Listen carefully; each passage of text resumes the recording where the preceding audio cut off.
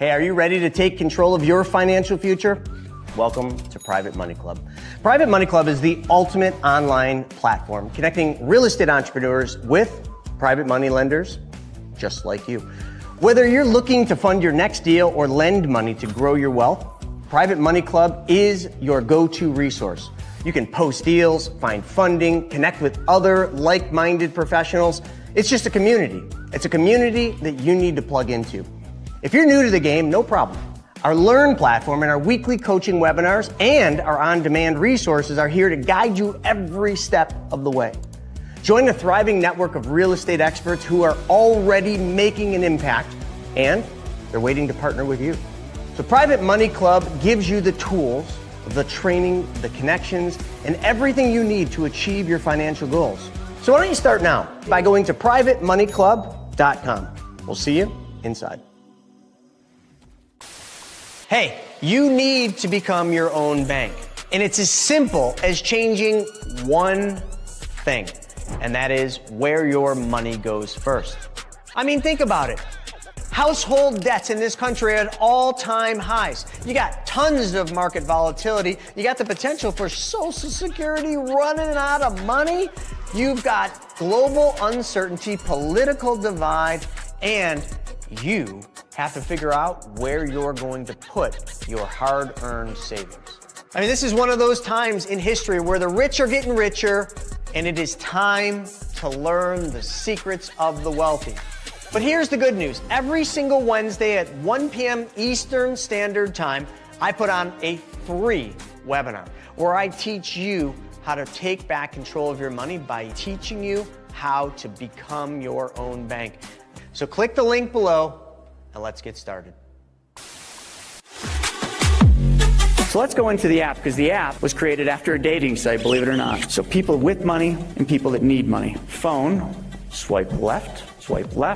Ooh, I like that one. Swipe right. You want to go on. If you got money, you want to swipe left through all the deals. When you find one you like, boom, you're connected. How much more difficult does this really need to be? This isn't rocket science. They want you to think it is because they want control of your money. It is time to take back control of our money. I want to invite you to a free interactive webinar that we're doing to teach you how to get prepared for what's about to happen and how you can grow, preserve, and protect your wealth and get it ready for a recession or maybe the next Great Depression. So all I need you to do is click the link below. You're not going to want to miss this with all this stuff going on. Are you sick of having your money lying around not doing anything? Well, we've got the solution for you. PrivateMoneyClub.com. Back to you, Chris. So that's what it is. Private Money Club was created for you and for all of us. So I've got something special. Since you're here, you're listening to us talk to you about the infinite banking concept, I wanted to make an offer. Private Money Club is something that will benefit each of you, but we've got what's called the Accelerator. The Private Money Club Accelerator is a coaching program that takes together the knowledge that you'll need to be your own bank and puts it together with the opportunities in Private Money Club so that now you learn and apply the knowledge. Check it out. We got a very special offer for you to be part of the next Accelerator coaching program and get you into Private Money Club so your money starts working for you. Hey everybody, it's Buff Finance Guy here, ready to show you how to make some serious gains. But not only in the gym, with your wallet too. Most people put their money in the bank doing absolutely nothing for them. But I'm gonna show you how it doesn't have to be that way. So take Andrew here. His money has just been sitting lazy in the bank. But all he has to do is change one thing, and that's where the money goes first, and everything changes. Just change where your money goes first, silly. Wait, just one change? Yeah, that's it. Instead of sending it to the bank, you send it to your very own banking system. And your money can grow and get stronger, just like me.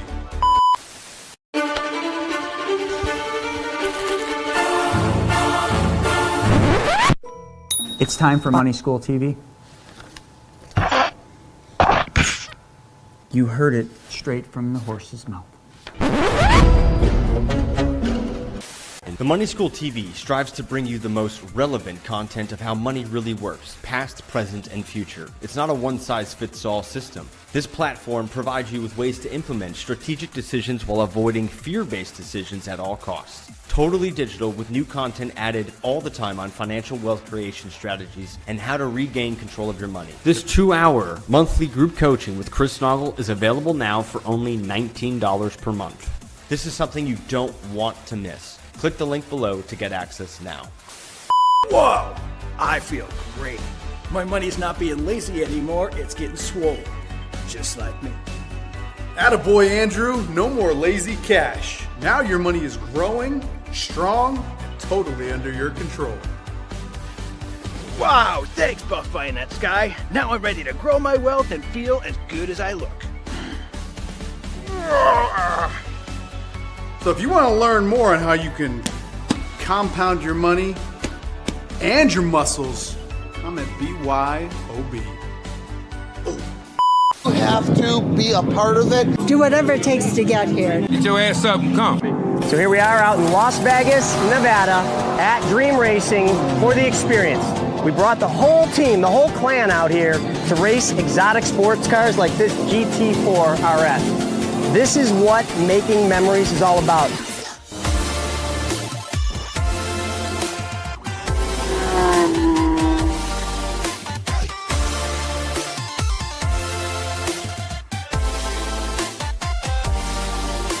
Together, we create experiences for each other, around each other, and memories we get to create. This is my third experience and I love it. Being at the experience brings out the camaraderie, being around like-minded people.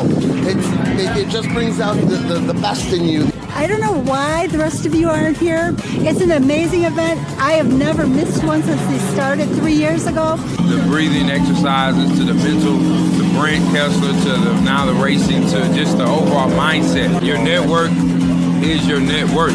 We can sit in a room all day, listen to the speakers, or we can come out here, make some quick laps, learn how to drive, and make memories that last a lifetime. You should be here next time. Well, the biggest thing I hope that people get is something that they can actually apply in their lives. You know, that's the biggest thing for any of these events that we want. We want people to leave here not just riled up, not just excited, but actually going out and doing something that'll put them in a better financial situation, help their family. And for the speakers, my goal is that they go out and they impact the audience and bring something the audience never had exposure to that allows them to then fill in that piece that they're looking for. I'm going to be talking about more lease options. I'm going to be talking about equity shares. I'm going to be talking about a bunch of fun stuff today. Because again, I'm not here to teach about how to do those deals. I'm here to teach about how to invest in those deals. Filled with individuals that are like-minded, that are at the top of their craft, they're at the top of their game. And for anybody that's an attendee, it's just a mind-blowing experience.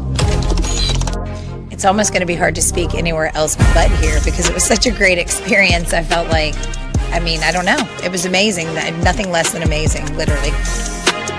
At the PMC Money Tank event, which is an epic event that we're putting together that does one thing and one thing only, makes everybody money. It brings people with money together with people that need money. It's like a peanut butter and jelly sandwich. You just smash them together and everybody wins.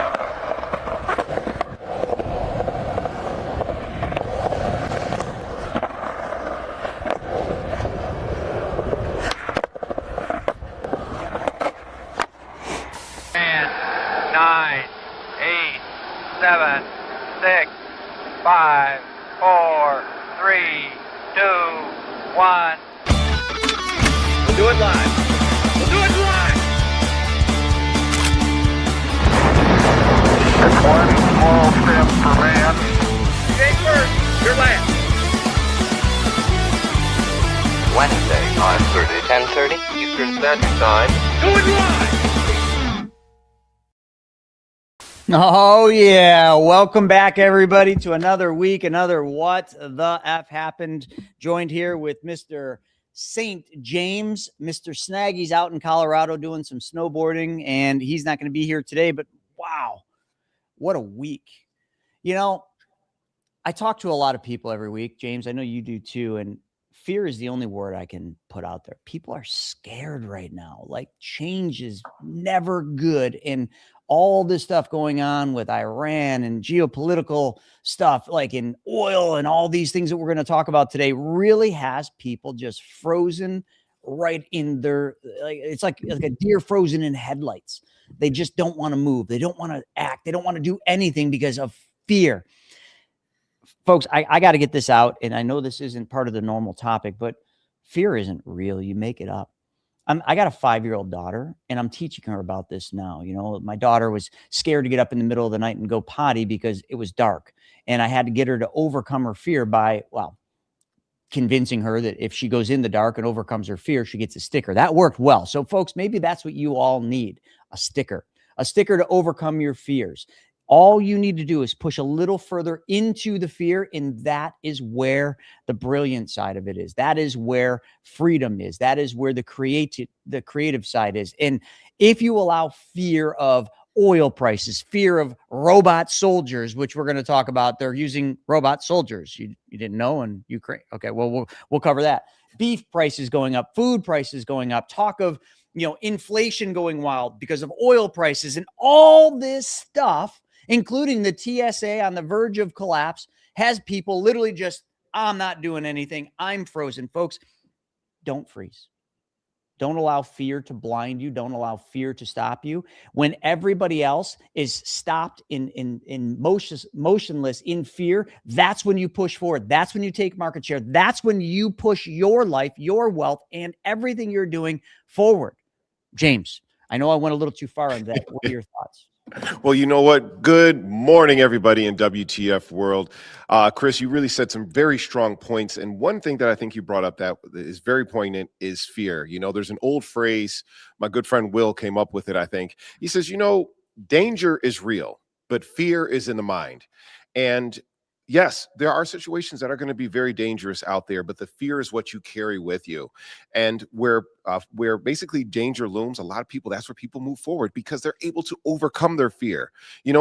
Christopher Columbus said, you know what? I'm actually going to go to this side of the planet. I'm going to find a trade route, and I'm going to prove to you guys that the earth is round by going the wrong way over to Asia, and he discovered the Caribbean islands. So he just created and found one of the most infamous trading routes in all of history because he was able to overcome the fear and he was able to motivate other people to back his journey. And I know that's quite a nuanced little statement right there, but keep that in mind because overcoming fear is something, it's a skill, it's a development, and it's something that helps grow you, help you become stronger as well.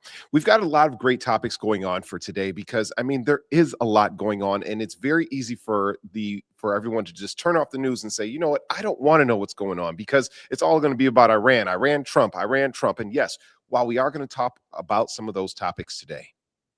As the Beatles are playing in the background here in my office, the song is Let It Be. So let's let it be and move on to WTF World.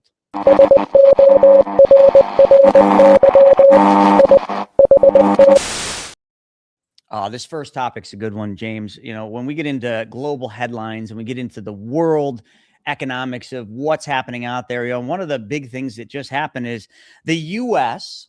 just said publicly, we are going to allow India to buy oil from Russia. Now, I came in really early this morning. I don't know. I went swimming and I just had a lot of energy. So I came in and I did a lot of research, and I've got my own take on this because I've looked at it. But the funny thing is when you look at news headlines like this, like first and foremost, James, oil, us giving India the ability or the right to buy Russian oil, is that good or bad?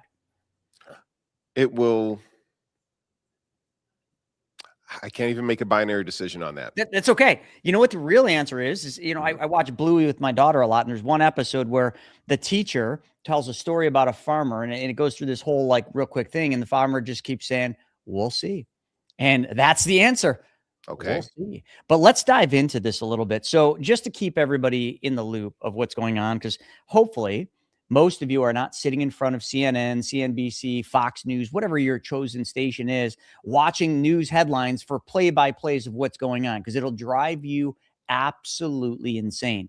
My mother does this, and it drives me nuts. My mom is just she calls herself a worrywart. You know, I got to fly out tomorrow morning. She's like, "Oh my God, is it safe to fly? Are you going to be okay? What if they hit the airport?" I'm like, wow. I'm just like, oh my That's gosh. a lot of fear. That's a lot of fear right there, Chris. We'll see. I think right now is probably one of the safer times to fly, because you got you got elevated threats, you know, you got all sorts of security going on. So like when you're in an airport or you're on a plane, like right now is probably a safer period of time because the guard's up, the threat is known. And one of the things with this is, you know, like, listen, it's no secret right now, you know, we're in war with Iran. I don't fully understand it, but it's pretty easy to understand. It's about oil. Like, it isn't about anything else. Why is it that, you know, NATO and all of our other allies don't want to be any part of this? It's because it's just like, what are we doing? And a lot of people are saying, why are we there? Well, oil. It's the only legitimate answer. And here's one of the unique things that's going on right now. So the US and India, if you remember in this show, we talked a lot about the trade deal that was struck with India. And I think that is single-handedly, if I look back in the last year and I say, what is the most significant thing that has happened under the new administration? It is the deal with India. India is going to be like the next world power. They might not take over where the US is, but India has demographics like no other country, like no other nation. They have the ability to produce. They have cheap labor. They have all the makings of what will make India great, and not just great a little, like great a lot. They got a lot of stuff to figure out, but they're doing it and they're figuring it out. So when we basically said to them, because of everything going on in the strait and all the trouble with oil, you know, at about $100 a barrel, it's a major shock to the world. It's literally like the kingpin to the world economic, you know, situation going on. I'm saying this wrong, but the fact that we gave India a 30-day, and it is just a 30-day pass to buy Russian oil. And I want to be clear about this. The only oil we authorized India to buy is the oil that's already out in the sea, stopped. That is the only oil. It's not like they can go to Russia, develop a relationship with Putin, and start buying, you know, motherland oil. Like, this is just oil stuck in the ocean. And the reason for that is it's a much bigger situation happening. India refines a lot of the United States oil. One of the problems with the US is not our ability to produce oil or pull oil out. We got plenty of crude. What we don't have is refining capacity, because many administrations or politics or whatever you want to call it have just kind of moved the refinery offshore and off the US. It's not a clean thing. And whatever the reason is, we can't refine the amount of oil, the amount of crude into refined products that we need to operate. You know, we just can't do it. India does a lot of this. So when we sell crude or ship crude to India, India refines it, we buy it back in a markup. So that's really why this is happening, because to try to keep oil prices down, which is not right now appearing like it's working, but who knows? I mean, if they weren't doing all this stuff, where would oil price be? I don't know. But the thing that you got to look at is, this is not us giving them the ability to go and start building relationships with Russia to buy. That would be absolutely foolish. It's a 30-day pass to try to stabilize oil prices for the worldwide economy and to just keep things moving, really. James, I know you probably have a different take on this, but that's the 30,000-foot view that I got this morning from researching. And I'd love to hear some comments from the audience as well. You know, I really feel that it's both sides of the aisle believe that this current war is about oil. I mean, yeah. Oh, Iran has a nuclear threat. Well, you know, Bibi Netanyahu has been saying that for years now. Is that Netanyahu even alive? You know what? I don't know. We'll see. I mean, some people say he is. Some people say he won't. He isn't. They said that Reuters confirmed that his videos are real, but we are going to talk about that. But in terms of oil, let's look first at the United States. The United States has a delta of about 10, if I'm not mistaken, we import about 6.5 million barrels of oil per day, but we well, let's see here, but was a net crude importer by 2.4 million barrels per day. So we export a lot, but we are at a delta of 2.4, meaning every day we import more than 2.4 million barrels of oil per day. Refined Oil, though. That's the thing. So we send out the rough stuff, and like we get the refined. gasoline and kerosene and all the things that we need. Exactly. And one of our prime partners with this is Saudi Arabia. And Saudi Arabia right now is getting a lot of business. Well, they're the ones who are able to ship out a lot of this oil now to China, to Japan, to a lot of these other super needed countries right now. And obviously this is creating a huge ripple effect. But getting back to our point here. So we're talking. I don't want to move too far off of that point you just made, because like it's in the news and you see it every day that Saudi Arabia is getting hit by drones. It seems almost like on a bi-weekly basis or bi-daily basis. It's like, why attack Saudi Arabia? Like those guys don't seem to bother anybody, but like Iran seems to be picking a fight with them. I think they're just hitting, like, if you're going to hit us, we're going to hit everybody around us. Because I suppose, we're going to hit your allies. We're going to hit the people that work with you.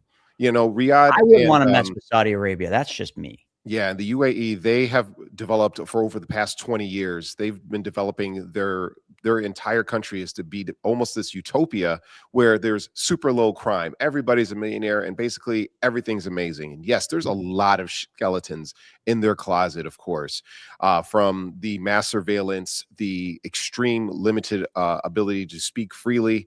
And let's not even get behind some of the human rights issues that they've been accused of. But in terms of the attacks that Iran is doing, I think they're saying, like, look, we have the capacity to hit all these people from all over the place. Whereas the United States, well, we're kind of insular in our vulnerability, meaning Iran, it's super hard for them to attack us because of the Pacific Ocean and the Atlantic Ocean. Well, because of our Navy, let's not leave that out. Right. But in terms of how isolated we are on the planet, it limits our vulnerability. Whereas with Europe, whereas even parts of Africa, and of course, even Asia, well, guess what? They have the missile capability. They have the bombing capability to attack all those particular reasons, which is why they say that the United States has a higher proclivity, a higher aptitude to actually starting some of these armed conflicts, because they know, hey, look, not only do we have the strongest Navy, not only do we have the strongest Air Force, not only do we basically have the combined might of the next three militaries financially combined within ours, but it's hard to get to us to begin with. And Canada's not looking to invade us, and Mexico's not looking to invade us. So just in terms of a boots on the ground particular type of situation, it's very hard to reach us. So that level of thought is kind of why some people say, that's why America's so quick to start these conflicts. And it's allowed us to move forward in starting some of these fiscally based conflicts as well. Well, Craig Parsons coming in from YouTube said, so are you saying Trump would rather start a war than build a refinery? And I don't think that's really what we're trying to say. I don't really know why we're over in Iran. I haven't been able to unpack that. But here's the other thing too. I haven't really researched it. Haven't put really much time into it at all. Kind of just going about this as it is what it is.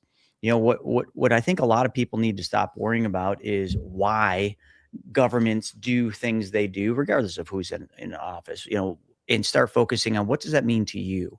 Yeah. What is the competitive advantage you can take because of, these situations, or because of somebody else taking the wrong side on it, or looking at something the wrong way, or digging too deep into it. I mean, like here's the way I look at it. I look at this as a giant distraction. Eyeballs are all on this. So while everybody's eyeballs are on this, businesses are suffering a little bit. Business is down. You can look at the reports. I mean, pretty much every industry is down right now, even tech. So when you look at it, it's like, this is a great time to go out there and to take market share. This is a great time to go out there and to solve clients' problems and do a better job of doing, because so many people are distracted. And I think that's where things like, is it us starting a war versus building a refinery? We're going to build refineries. I mean, Trump's clearly made the point that we're going to build refineries, but it takes time. I mean, you can't just be like, it's not like, what is that game you were talking about where like literally you just, You just push a button and a building appears on the screen. Oh, like Sim City or something Sim like City, that. yeah. This isn't Yes. Sim City. Like, there's all sorts of permittings and, contracts and all sorts of things to build a refinery. It's not exactly something that happens quick, but inside of a 4-year time frame, I think you'll see a lot of development on that. I think we're just at the early stage of it. And there was another comment somebody had mentioned. Do you think Treasury bills, or I'll just say Treasury-backed stablecoins, can be used to offset budget deficits similar to what was done with gold? Yes, absolutely. So P. Saris, I believe it is, was making that comment. I'll throw it up there.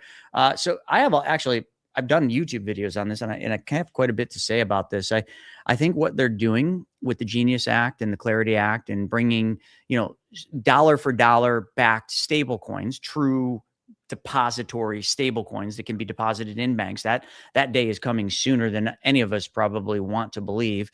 One of the things you can do with that is you certainly can use that to offset budget deficits, because you can change the pegs, and there's been all sorts of stuff on this. I mean, how the government literally could use crypto or stable coins in that to kind of diminish the deficit. And I think they probably will. I think they maybe have to. Ray Dalio mentions this loosely in a lot of his talks. If you follow Ray Dalio, on how like that could be a play that they do, but there's a lot of talk about that. I don't know as if we're going to know that happens, because obviously that would kind of be the deep dark stuff, like where'd all the gold go from Fort Knox, kind of stuff like that. Yeah. But yeah, I certainly think that's a play. And you know what, if I was the president, I'd probably be looking at that very seriously. Hey, there's a comment here that I saw. Craig, thanks for commenting. I'm not stressing on the war. I just do not understand it. And honestly, it has no effect on me as of yet. You know what? Living in that particular thought bubble, you know what? I'm actually in admiration for you, because having that level of peace and just saying, you know what? I still want to tune in and kind of get the surface level topics, but I don't want to be completely consumed about it. Good for you. But I do want to mention that it does affect you, maybe just not in methods that you're quite aware of, because there is a trickle down effect when oil prices rise. Every single industry is tied to oil. We've stated this a number of particular times. We're seeing farmers basically being hit because of these higher oil prices. They have to raise the price of their crops. The higher price of the crops, the higher the price at the grocery store. Maybe you have a farm and you know what? You don't have to worry about it. And maybe because you don't have to transport your stuff as far, you're able to offer lower prices. You know what? Good on you. But yeah, it exactly. also, I love his comment. I'm yeah, not stressing on the war, just don't understand it. I don't think any of us do. yeah, well, the thing is, really understand it. Chris, we also have to understand that jet fuel goes up, so transportation costs go up. So again, Yeah, has anyone bought an airline ticket lately? Man, that's just crazy right now. yeah, they're going up. So for the majority of Americans, this is going to affect them. And we love causation. We do want to know why. And as we become older and wiser and seeing, hey, there is a domino effect, we need to understand it. And some of us are going to be able to take advantage of this, like you said there, Chris. Some of us are going to be able to hedge bets against the industry. Maybe it's just going to be something as going on call sheet and saying, hey, gas prices will be over $3 a gallon in terms of a national average. And that's one way. It's not a way that I'm supporting, mind you, and this is not financial advice, but it is one way that some people are going to be able to take advantage of the market. And I'm sure, as you mentioned, Chris, there's going to be some high functioning and maybe much safer ways to take advantage of the increase in these particular rates and prices. While there is a bit of peace to say, you know what, I'm not worried about the war.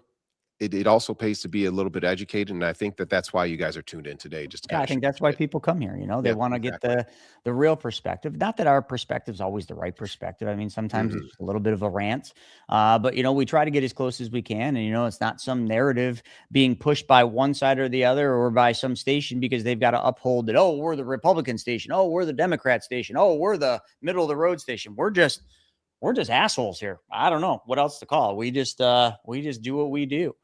So I want to hit a couple quick things. I love what Lynn Green said. She said, which is why Trump had to take out Iran's ability not to get over here. And they were within 2 weeks. That was back when we hit them with the bunker busters so that they couldn't build the nukes. Yeah. And I don't think you'd find many people that were not in support of that action, because that is a pretty big threat. You can't have Iran, crazy Iran going out and building nukes, then can, hit, the United States soil. So I think that was a good one, a little different than where we're at here. I love Morgan Sharp's Iran hitting Saudi Arabia just shows that their technology is really bad because they're just missing. Well, you know, they're hitting some of these Man, that big would be buildings pretty out cool if there in that's what it was. Dubai. And here's something that's interesting. The Dubai, the Emirates government has banned people from posting on social media any type of transaction, Yeah, I any saw type that. of hits that are happening over there. So, you know, you post, they're coming after you right away. And that's like the Think mass of how surveillance. big tourism is there. I mean, that makes perfect Huge. sense. I mean, from a I guess the leader standpoint, like that's everything to them. Tourism, like, you know, I mean, oil is, but I mean, the tourism is what makes Dubai move around and Saudi Arabia move around. And if you got bombs going off and drones hitting places, like, people are scared. I mean, in the news the other day, CNBC, they had an Emirates airline flying over the smoldering mess of the gas, you know, field that got hit. It's just like that. Does that make you want to travel there? I'm sorry, I don't really feel like flying there for that. The airport got hit. Like, come on. Yeah. But I mean, of course they're trying to suppress that and show. I think you'd see the same thing here in the U.S. I really do. But I feel that that's almost a Streisand effect. When you say don't look at something, what do everybody looks at it, like, right? don't look up. That is the truth. You know, so why does that make sense? You know, just fess up to it. Hey, you know what? We're under it. We're going to get in front of it. We have the defenses. We have the backing of the United States. We have the backing of all these militaries, and we are still this utopian society that we've marketed to the rest of the world. Like, don't lie, because when you lie, it makes you just look a lot worse. Well, I want to move to the next topic, which is the Fed. You know, Jerome Powell. They're going today. You know, right around noonish, they're going to come on, and it's a simple thing. I mean, they're not going to raise rates. They're going to pause rates. It's a 99% chance that the Fed just holds rates steady. And you know, that's probably the right move. But I love Harrison George, you know, from CMG over here, is kind of making note that, you know, now is a really good time to understand that there's some sort of a distraction, but don't get distracted from that equity in your house and getting access and control of that equity. Because this isn't a commercial for Harrison George, but I'm being serious about this, like, not just because he made a comment.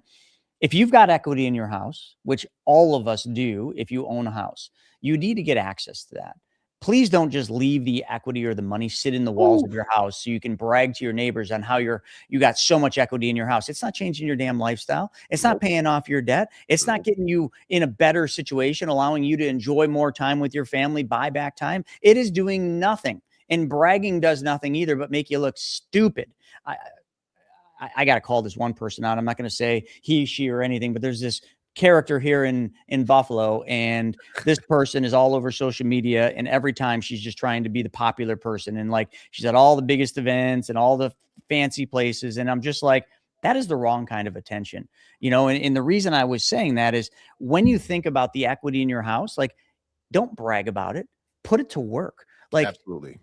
You all know the influencers of people on social media that they just want to see, they want to post photos of themselves so everybody's watching, you know, they're looking at a picture of themselves. They get all fancied up. Man, nobody cares. Nobody cares. But stop spending time trying to be popular. Start spending time trying to change your life and move forward. And that means get the access to your equity before you can. Listen, like, we don't know what's going to happen here. You know, I can tell you right now, I got a chart over here that's been around since, gosh, the 1800s. It's never been wrong. And it says that the end of this year is when the economy and in potential recession talks are going to start to happen. Like, listen, you don't need to believe me. I don't know if I believe myself, because I've been saying it for so long that I've been wrong up to this point. But you know what? Someday I'm probably going to get it right. And it's not, you know, but you can't time the market, but you can see things are happening. You can see things are slowing down. You know, I got unemployment numbers here. If we go into unemployment from 2020, we were at 8.1. 2023, when the world opened back up, we were 3.6 to 3.8. Last year, we were at 4 to 4.6. This year, we're 4.7 and climbing. Where do you think it goes from here? It's going to keep climbing. And unemployment is one of the number one triggers to show you what's going on in the economy. So follow that. Follow logistics. Talk to Dexter and the folks that drive, you know, goods around the country. Like, are they slowing down? Are they seeing, you know, holdups in logistics because of all this? Those are telltale signs that something's going to happen. So when something happens is not the time to then be like, oh, hey, honey, we should probably get the equity out of our house. It looks like the house value is dropping. Is that the time you want to get the equity out? No, you want to get the equity out when there's the most amount there. And listen, I know a lot of people are like, oh, rates are going to come down. I'm going to wait. Refinance the damn rates. Get a variable rate. Like, you don't need to worry about rates right now. They're actually not bad. Sorry, I went on a rant there. Yeah, no, that's a huge point. I was actually speaking to somebody. She was a nurse. Her fiance was in marketing. And I sat down with them for 30 minutes just talking to them about products such as an all-in-one mortgage. And they said, why were we never educated about this? Why am I just learning about this now? Chris, she was 26 years old. And at a certain part of our lives, we have to understand that our financial education, it's basically has to be taught to ourselves. I said, here's why you haven't learned about it. Because let's just go back to when you were 21. When you were 21, you had two options. One is to learn about art, nails, and a whole bunch of other stuff. And I only use that example because I saw her Instagram feed. And I said the other particular column, you had life insurance, home equity rates, and how to be debt-free by the time that you're 50. Which one are you going to pay more attention to? She says, the nails. I said, that's just the point. It may not be sexy, but when you're debt-free, when you have an accumulation of wealth, it's going to sure be satisfying. And that's something that we want to make sure that we push into the social ethos so that more people understand it. Because why not be able to pay off your house within 7 years? Why not be completely debt-free and be able to retire at 45 or 50 as opposed to this government-instituted ideal of 65, which a lot of Americans are unfortunately not going to be able to achieve. Start with the ending. And that way you have a solid goalpost to always aim for when it comes to scoring your financial goals. Yeah. So on that, I mean, that all just tied into the Fed. You know, the Fed's going to keep rates where they're at. So, Yeah. you know, if you've been holding out, waiting to do something, waiting to take action on something because you thought the Fed was going to drop rates, sorry, here we are. We'll probably start seeing some rate decreases, or at least what they're saying, you know, toward the third, fourth quarter. But don't put your life on hold. Don't wait to do things because you're worried about rates. And one of the things I talked to, you know, the giant mutually owned insurance companies and the CEOs over at those companies. It's quite an honor.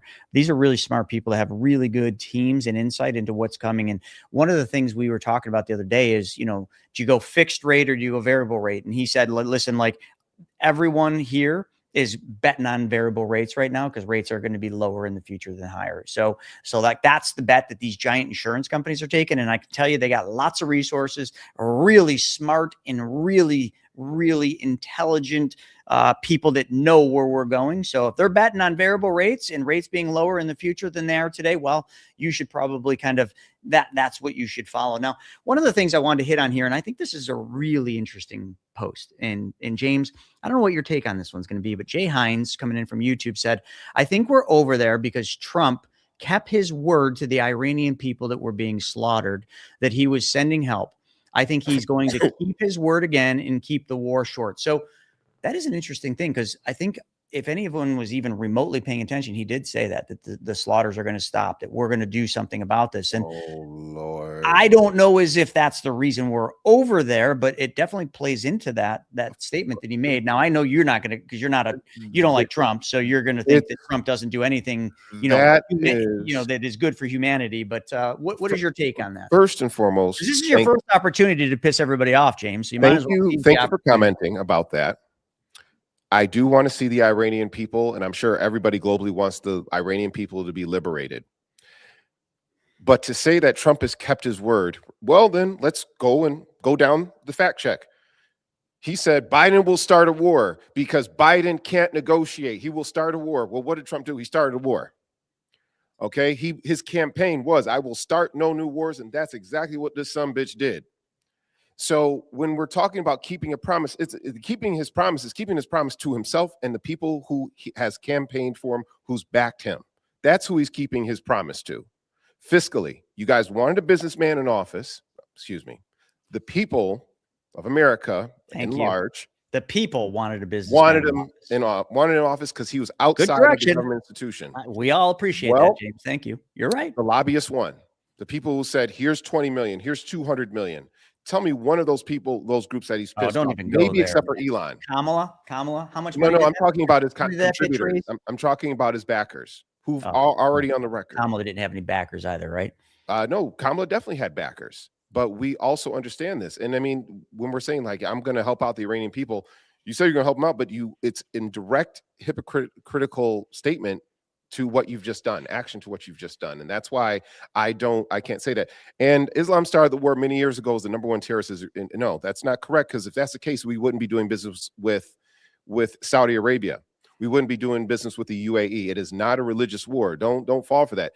Does Iran sponsor a lot of particular terrorist organizations. That has been shown to be statistically true.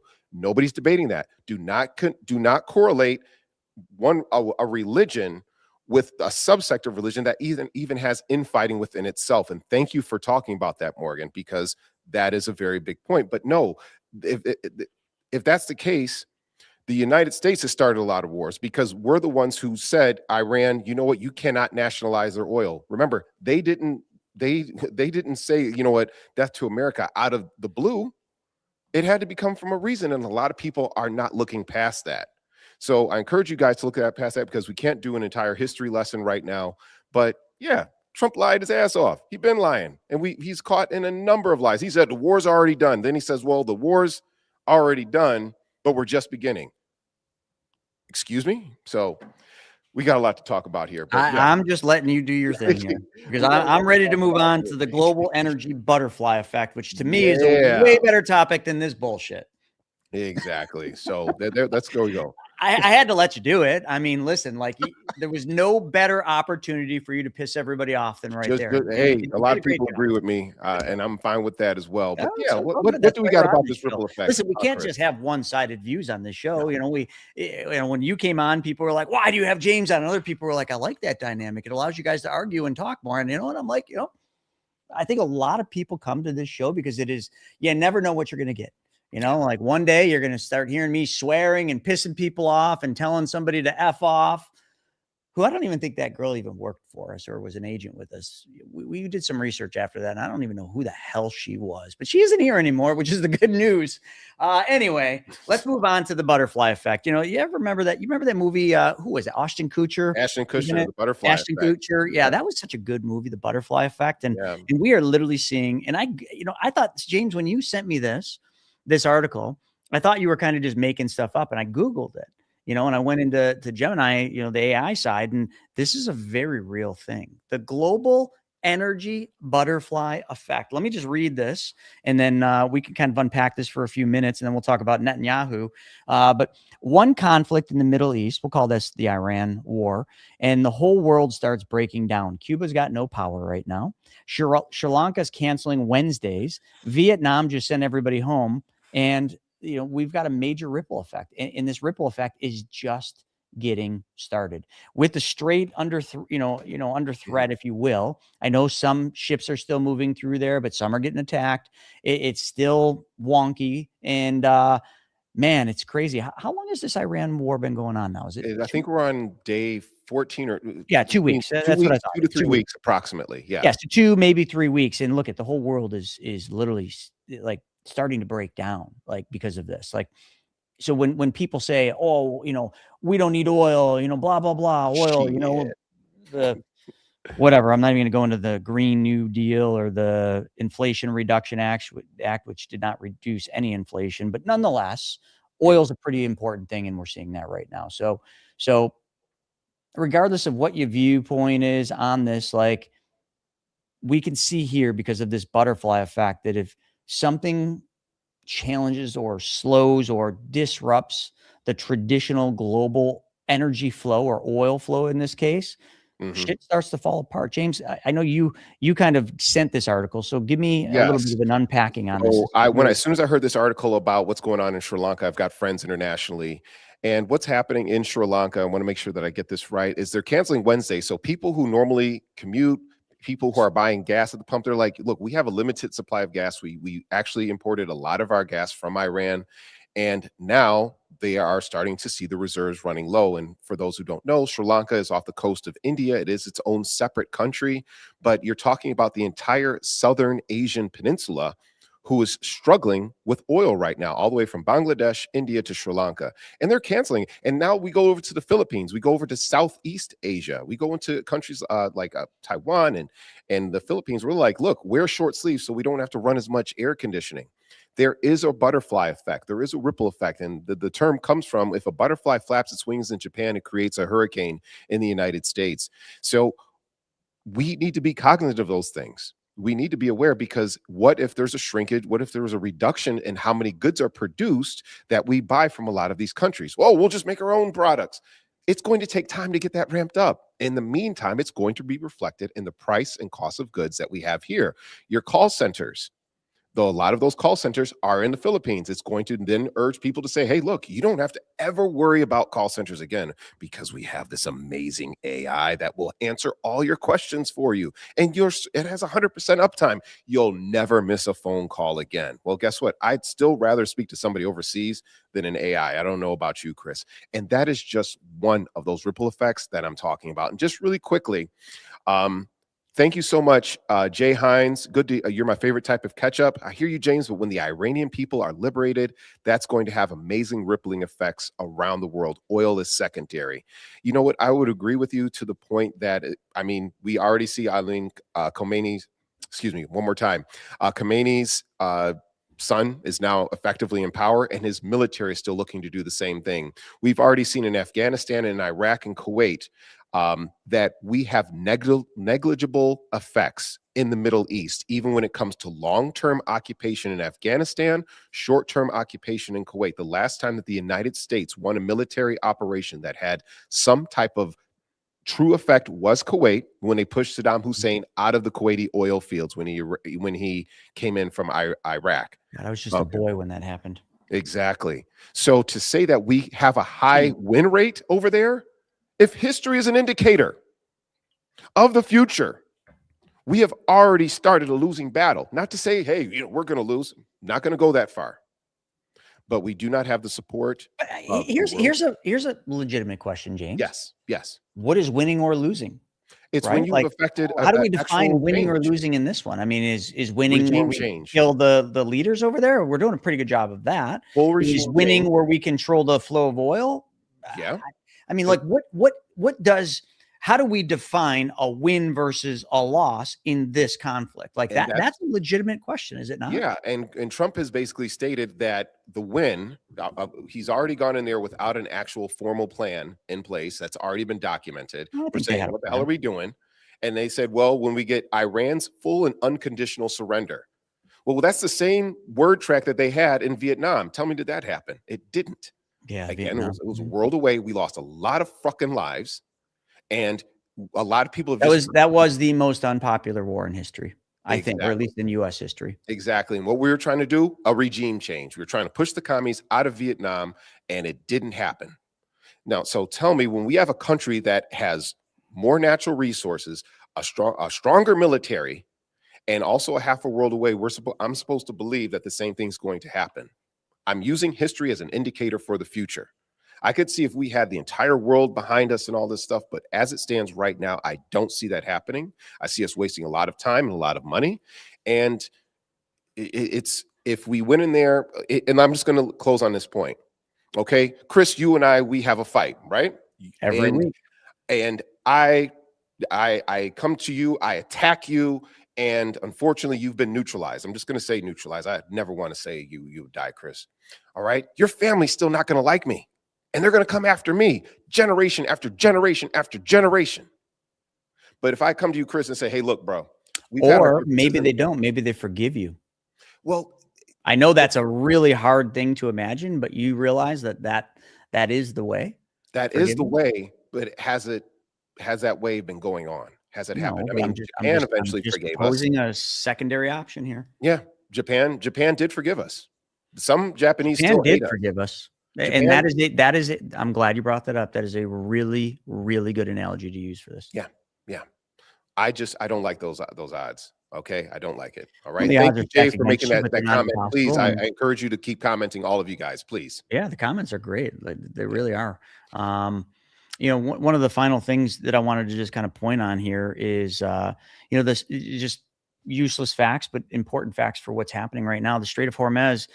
Do you realize that 20% of the world's oil flows through that strait? That's the severity of that strait. 20%. Now, you can look at that however it is, but that's the world's oil, not the U.S. oil, the world's oil. So that butterfly effect we talked about, it's real. It's very real. And I know, Pete and a lot of other people have come on and they're talking about like, what is the plan for the strait? And there's really no formalized plan. I mean, there are ships going through it, but slow. So it'll be interesting. And here's another fact.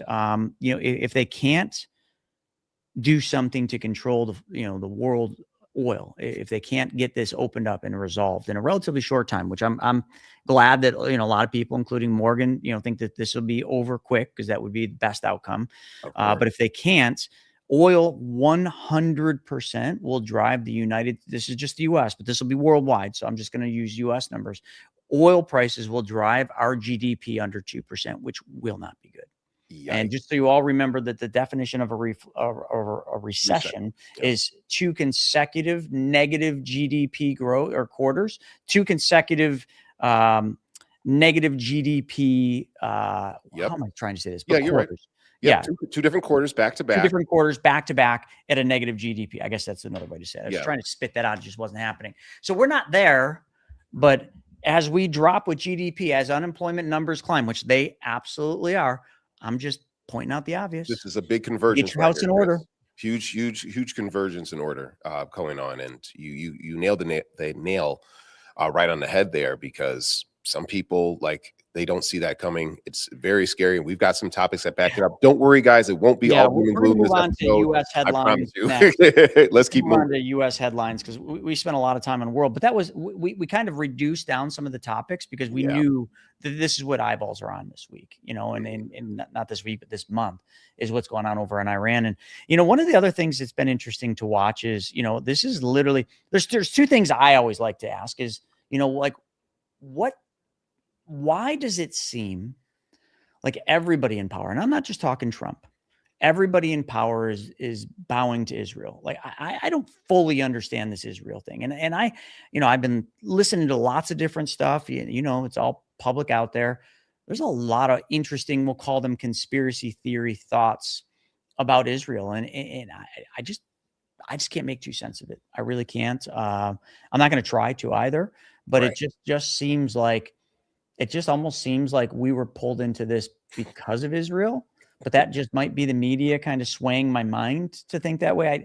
I don't know, but there's something that just doesn't seem right about that. That's number one.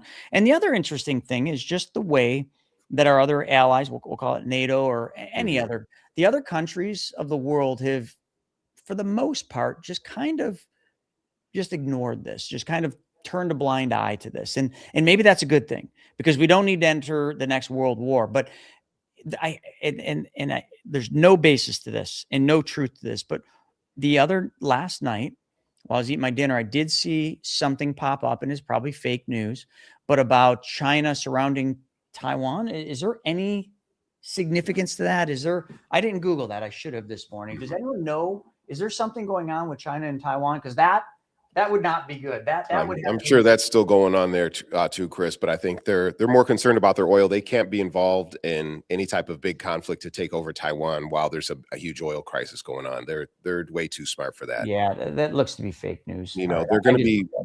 I think if President Xi is as smart as people give him credit for, he's just sitting back and waiting for all this stuff. I actually think he's a very intelligent man. Oh yeah. I'm not saying I like the man, but I think the way he has handled things, in many situations, he's a pretty freaking smart guy, pretty patient guy. Yeah, and I mean, this administration even asked him, like, "Hey, look, you guys should probably come and get your oil out here in Iran in the Strait of Hormuz. You guys should." And he said, "We'll get back to you. We will get back to you." I think that's the most diplomatic answer ever. Yeah. All right. Well, let's flip this thing over to the good old United States of America, and we'll get away from all this world talk. So we'll be right back. My fellow Americans.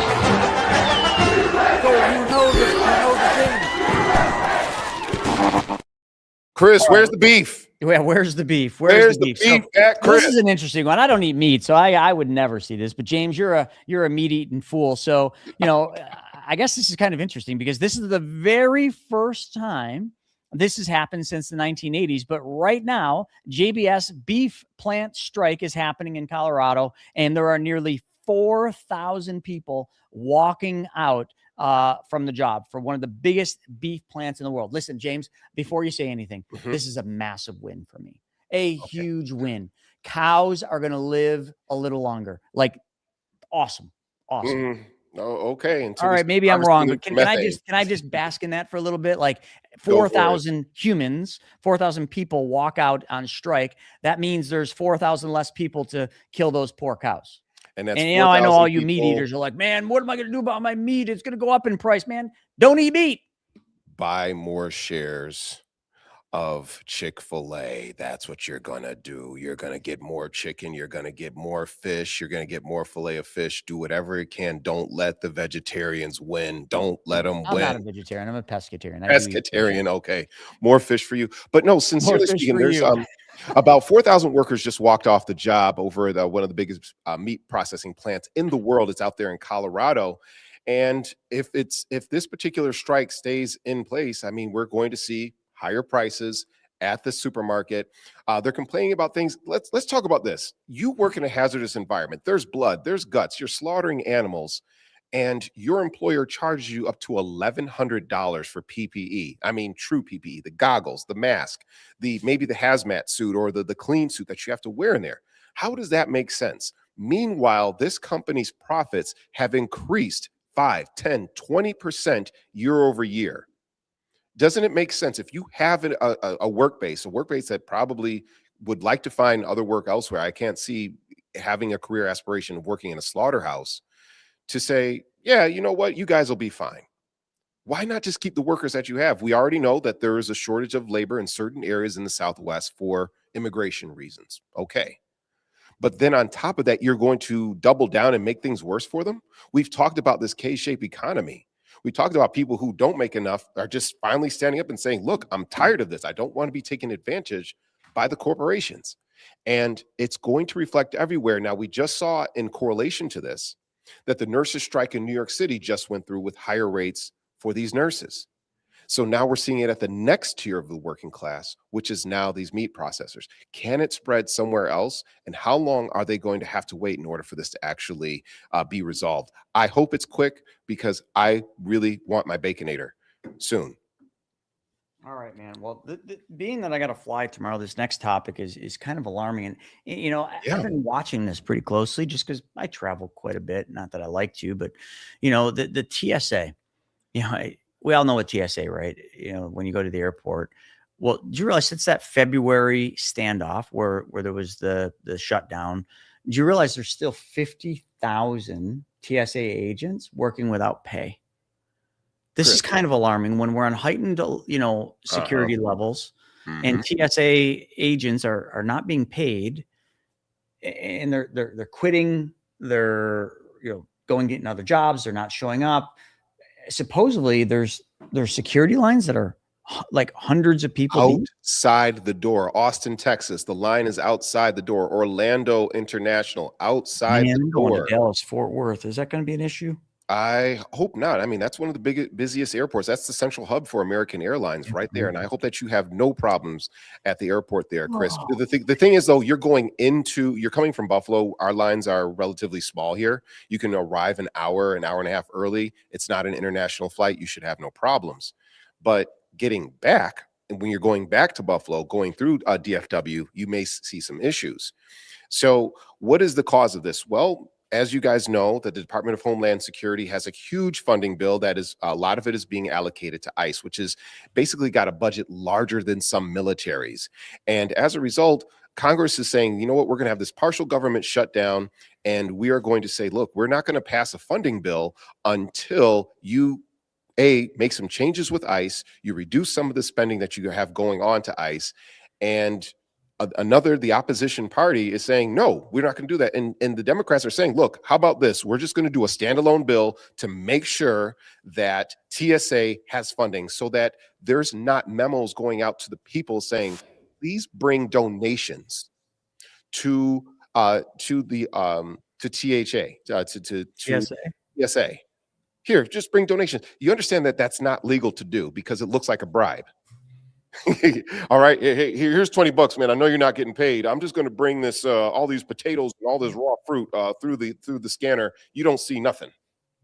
Okay, we're opening up a window for something here. I hope that it gets resolved, but this is the second time that TSA has been used as a pawn in this political war that we have between these two oppositional parties. And people are saying, look, I'm stepping away from this son bitch because it doesn't make sense for my livelihood to be at risk. And I'm talking to people that I know at TSA, and they're saying like, yeah, the morale here is very low. People are leaving. Some of these people have, are trying to develop pensions.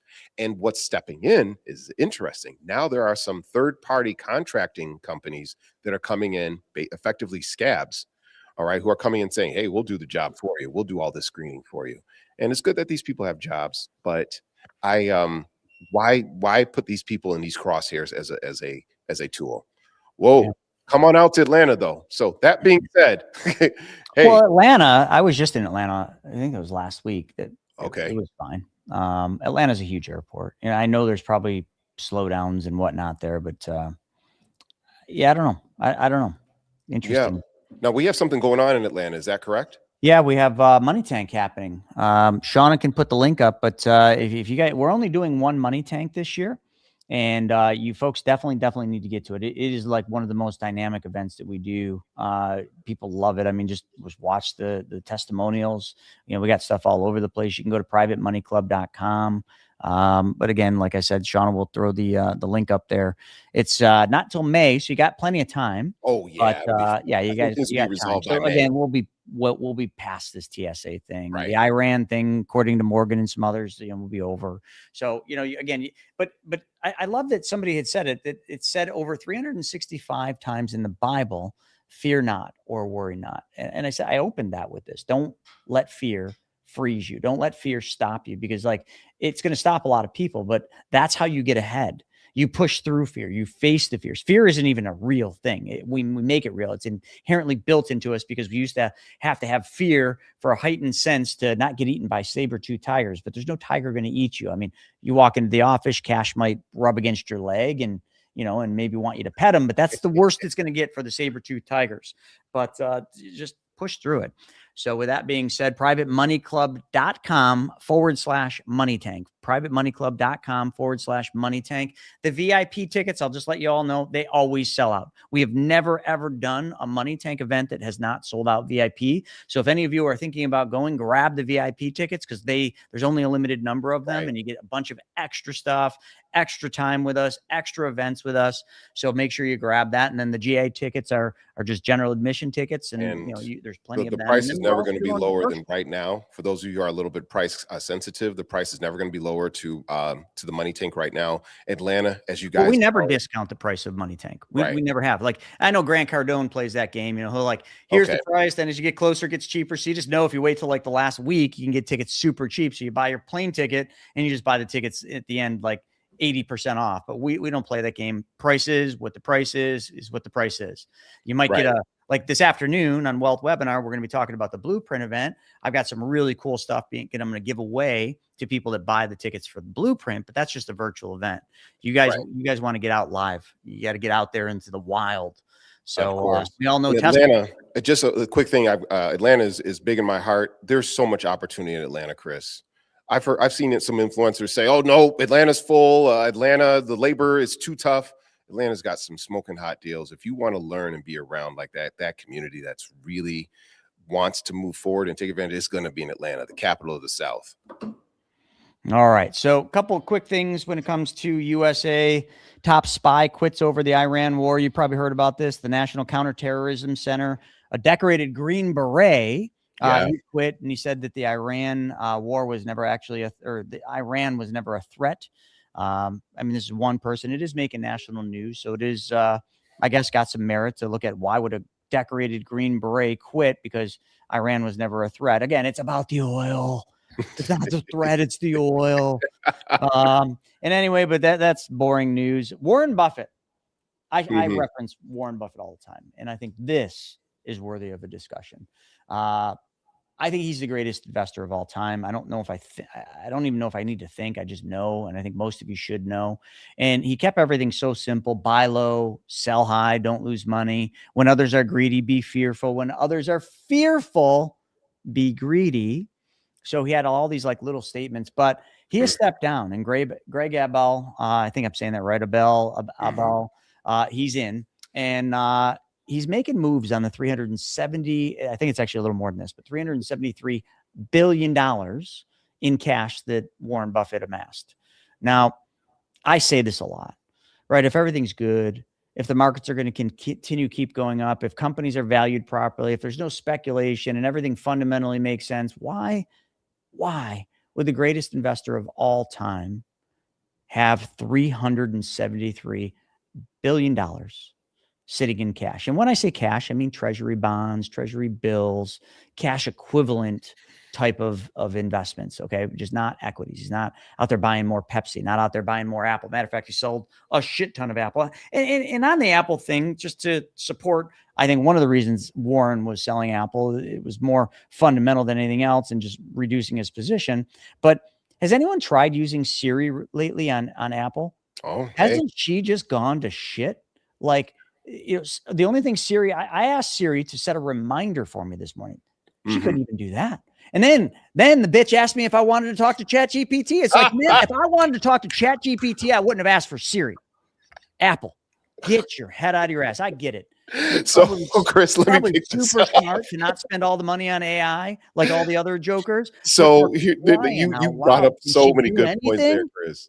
So number one, went down a rabbit hole there. Sorry. That was hilarious. I'm glad you brought that up. So the new guy, all right, Mr. Abel. The Abel era has officially begun in Berkshire Hathaway, and Greg Abel's already moving faster than his predecessor. Now they're stopping with the stock buybacks. And I got a lot of people who are like, well, why would you want to do that? Well, hey, they're stepping into the fear. They're stepping into where the water's a little bit choppy. And he's identified the indefinite for his debut shareholder letter on the 28th. He's identified Apple, American Express, Coca-Cola, and one of the energy companies. He's saying, you know what? They're kind of repressed right now. They're good deals. They're good buys. Let's go ahead and reinvest into them right now. You know what? They play on a different game, on a different level than us consumers. All right. They're not just buying into a fund. They're not, going and just investing with their Roth. They're like, look, we see something that the rest of the world doesn't. So it isn't financial advice for myself or Chris, but this is what Berkshire Hathaway is doing as an entity right now. They got that energy company. Abel comes from the energy sector as well. So maybe he knows something that we don't. But getting to Apple is at a very pivotal crossroads right now. Now, Tim Cook, I was researching this last night. Tim Cook has been able to grow that company from, I think it was $1 trillion to like $2 to $3 trillion, something just absolutely astronomical. A number bigger than that most countries. Yeah, like count every single grain of sand at Coconut Beach and quadruple it, and that's how much Apple is worth right now. But think about how they got there. They didn't get there by revolutionizing too much tech. Yes, they introduced Siri, but it was because they created the iPhone, because they created iPods. It's because of the hardware that they actually developed. And they're saying, like, why should we dump billions upon billions of dollars into this particular AI bubble when I think it was brilliant of them not to do that. Absolutely. So yeah, you got pissed off. I'd be pissed off too. Because listen, I used to be able to ask Siri basic things, and she could do basic things like set notifications. Now she's just like, she don't know about the price. Like, mother effer, that ain't my job anymore. Call ChatGPT. Yeah, she wants to put a burrito in a Cheeto. Like, that's just not going to work, Jack. Better James. But at the foundation, though, here's where I think Apple has an Achilles heel. A lot of their senior staff that has built the company up to this multi-trillion-dollar valuation is stepping away. Tim Cook is stepping away within 2 to 3 years. Yeah. A lot of their senior staff, at least 3 of their senior staff that have helped develop this, have stepped away. Some have went over to Meta Facebook, for instance. So going forward in this uncertain time, is Apple going to be the right buy? We've seen massive failures with their Apple Intelligence, not Apple Intelligence, but the VR visor that came out that was massively overpriced and that couldn't do half the things that the Facebook Meta visor could do. And it's also not a merger of where we see the market. Where do we see the market? In augmented reality with the the Facebook Meta glasses. Those things sold like crazy. And Apple missed the mark.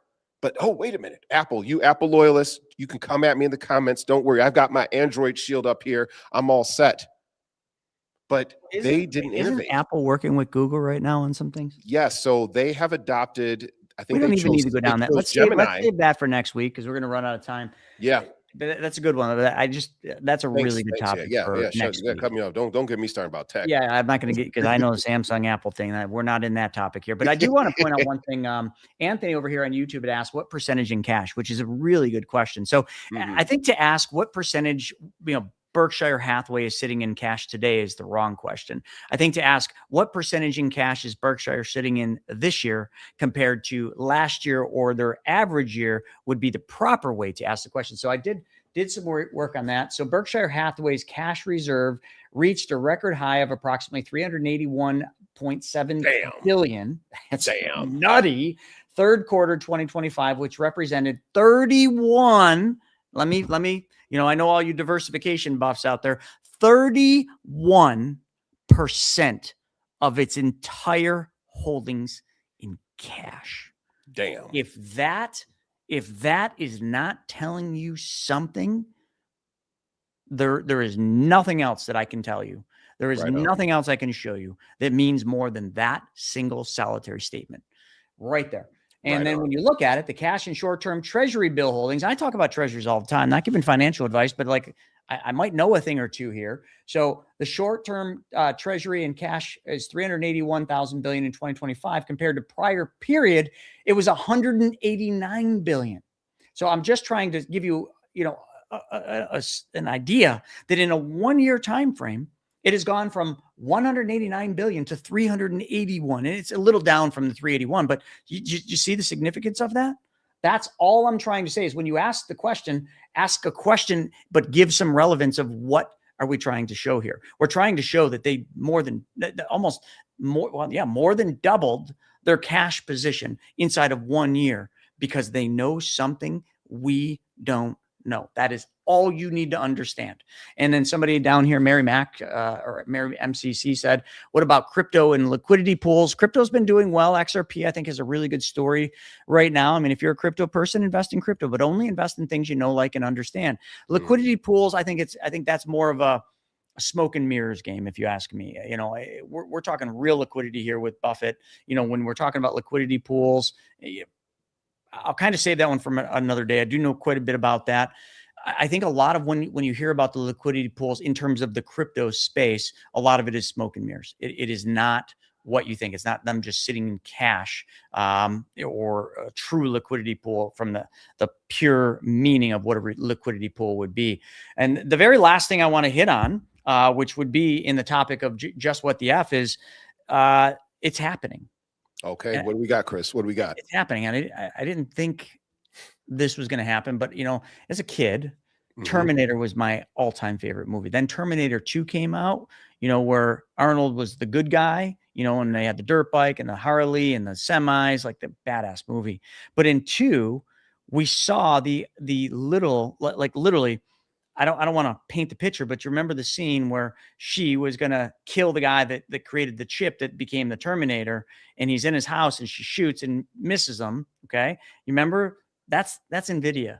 NVIDIA is developing chips right now that will be 100 times? At least 100 times stronger. 100 times stronger than they are now, or I think it wasn't 1,000,000 times stronger. It's pretty strong, but we can safely say 100 without. So all I'm saying is right now, you got to look at this. And here's the scariest part. They just sent 2 humanoid robots to the front lines of Ukraine. Yeah. It's happening. Think of it this way. Now, San Francisco startup. These humanoid robots are just kicking down doors and carrying weapons, but like that's where it started because that's where Terminator started. Then all of a sudden you had this melty metal thing that you couldn't kill. You shot it and it just reformed. I mean, where does this end? So here's some details about that WTF. San Francisco startup Foundation Robotics has officially deployed 2 Phantom Mk1 humanoid robots to the front lines in Ukraine. Now, these robots are 5'9". They're jet black steel designed to kick down doors and carry any weapon a human can, marking the first time a humanoid robot has entered an active war zone. So they are using, a San Francisco startup is using this as a proxy and testing ground for boots on the ground. The robots are coming for the soldiers' jobs, Chris. And if you think about the level of autonomy that these things could have within 5 years, not 10 years, not 20 years, 5 years.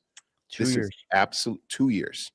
That is very, very shocking because Elon said, like, look, this is The only way to save ourselves is with more robots. Well, says the robot salesman. But now a company, that's making a better robot than Prime, mind you. It's better than Optimus Prime. Because remember, Elon's been doing this for a while now, but for some reason he hasn't been able to turn the corner. He was right next to the president. Why aren't his robots there yet? And meanwhile, we've got this other Trump off. Yeah, well, I also believe that the Prime robots are terrible. By comparison on a global stage. Boston Dynamics makes a much better robot. I'm a big robot aficionado, but I don't want to see this happen. And maybe this is the right thing. We're not going to have any robots working in this office, just so you know. This is a no robot zone. Okay, well, we're covered on that end. And for those of you who are worried about robots taking our jobs, well, you know what? Maybe you guys want to look this up. There is a website that was started up just very recently. I'm going to get the website for you. It is called rentahuman.ai. So you're worried about a robot taking your job?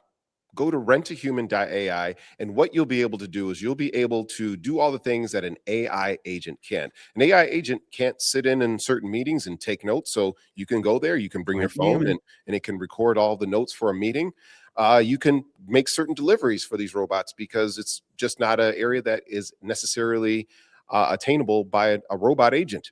So go ahead and sell your services to the robots, because if they're taking our jobs, we might as well take some of theirs. I believe I read something, maybe not exactly, but in Revelations, gosh, something seems very eerily similar. But anyway, I'll have to go back and reread Revelations. It's a tough one to kind of digest and really unpack. But somebody said this might be October Love coming in from IG said this might be a dumb question, but is this having to do with the chip shortage that's happening? No, not really. Well, do you remember when there was a rumor that Damien's already got AI girlfriends. Good for you, Damien. But remember when we invaded Venezuela and there was a guy there who said they had something that I've never seen before? They had some type of weapon or tool that we had never seen before, and he was very vague in his description. I'm like, this could be anybody. What if it was one of the Phantoms? What if it was one of these stealth robots? Like, that seems very plausible to me.